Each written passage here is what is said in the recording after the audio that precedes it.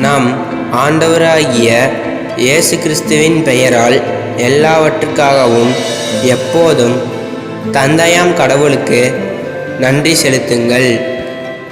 தூய பவுல் எபேசியருக்கு எழுதிய திருமுகம் அதிகாரம் 5 20வது இறைத்திருவசனம்.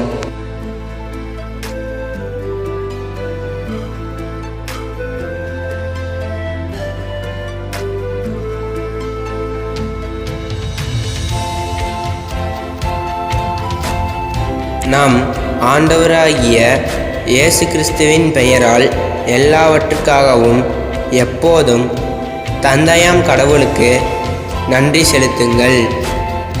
தூய பவுல் எபேசியருக்கு எழுதிய திருமுகம் அதிகாரம் 5 20வது இறைத்திருவசனம்.